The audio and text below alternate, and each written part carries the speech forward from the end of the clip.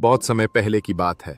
बर्फ से ढके ऊंचे पहाड़ों के बीच बसा था एक शांत और समृद्ध राज्य, नीलगढ़। यहाँ के राजा वीरेंद्र सिंह एक न्यायप्रिय और वीर शासक थे और उनकी रानी मायरा अपने सौंदर्य और करुणा के लिए जानी जाती थी। उनका राज्य हरा भरा था, प्रजा खुशहाल, पर एक चीज थी जो उनके जीवन में अधूरी थी, एक संतान। एक रात रानी मायरा ने एक रहस्यमय सपना देखा।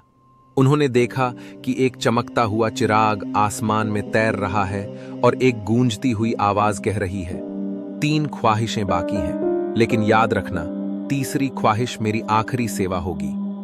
रानी सुबह उठी तो उनका दिल बेचैन था। उन्होंने राजा को सब कुछ बताया। राजा ने तुरंत निर्णय लिया, अगर यह सपना कोई संकेत है तो हमें उस चिराग को ढूंढना चाहिए। सप्ताहों की यात्रा के बाद वे एक पुरानी गुफा तक पहुंचे जो 7 पहाड़ियों के पार एक वीरान घाटी में थी। वहां जालों और बेलों के बीच दबा हुआ था वही चिराग। जैसे ही राजा ने उसे उठाकर साफ किया, धुएं की एक लहर उठी और एक विशाल जिन्न प्रकट हुआ। सलाम मेरे मालिक, जिन्न की आवाज गूंज उठी। मैं हूं चिराग का सेवक। आप 3 ख्वाहिशें मांग सकते हैं, पर तीसरी ख्वाहिश के बाद मैं और ये चिराग हमेशा के लिए समाप्त हो जाएंगे। राजा और रानी ने एक दूसरे की ओर देखा। उनकी पहली ख्वाहिश थी, हमारे राज्य में कोई भूखा न रहे। एक पल में ही नीलगढ़ बदल गया। खेतों में हरियाली, घरों में खुशहाली और हर चेहरे पर मुस्कान।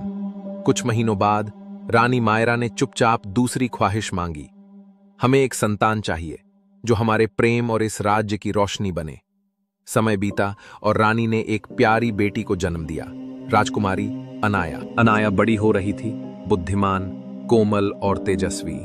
लेकिन दूसरी ओर दूर दक्षिण की काली घाटियों में एक और राजा रहता था, अग्निदेव, एक तांत्रिक और लालची राजा जो अमरता चाहता था। जब उसे चिराग की खबर मिली, उसने नीलगढ़ पर चढ़ाई करने का निर्णय लिया। एक रात नीलगढ़ के आसमान में आग के तीर बरसने लगे। महल पर हमला हुआ। राजा वीरेंद्र ने वीरता से सेना का नेतृत्व किया, लेकिन घायल हो गए। रानी ने अनाया को महल के मंदिर में छिपा दिया और खुद चिराग को लेकर गुंबद पर पहुंची। अब समय था अंतिम और तीसरी ख्वाहिश का। रानी मायरा ने चिराग को हाथ में लिया। आंसू उनकी आंखों से बह रहे थे। वे चाहती तो अपने पति की जान बचा सकती थीं, अग्निदेव को मिटा सकती थीं, लेकिन उन्होंने कुछ और चुना। मेरी तीसरी और अंतिम ख्वाहिश है, ये चिराग और इसकी सारी शक्ति हमारी बेटी अनाया की आत्मा का हिस्सा बन जाए, ताकि कोई और इसे कभी पा ना सके। जिन्न मुस्कुराया। उसकी आंखों में सम्मान था। जैसी आपकी इच्छा महारानी। अगले ही पल चिराग की रोशनी राजकुमारी अनाया की हथेली में समा गई। उसका शरीर सुनहरी चमक से भर गया। मंदिर का दरवाजा खुला और अनाया बाहर निकली। अब वो सिर्फ एक राजकुमारी नहीं, एक जीवित चिराग बन चुकी थी। उसने हाथ उठाया और हवा में बस इतना कहा, बस। अग्निदेव और उसकी सेना वहीं जम गई, जैसे समय थम गया हो। पत्थर बन गए और उनके जादू का अंत हो गया। कुछ हफ्तों बाद राजा स्वस्थ हो गए। राज्य में फिर से शांति लौट आई, पर चिराग अब नहीं था। उसकी आखिरी ख्वाहिश ने उसे खुद अनाया में बदल दिया था। राजकुमारी अनाया को अब नीलगढ़ की रक्षक माना गया। वो हर पीड़ित की आवाज सुन सकती थी, हर दिल की ख्वाहिश पहचान सकती थी।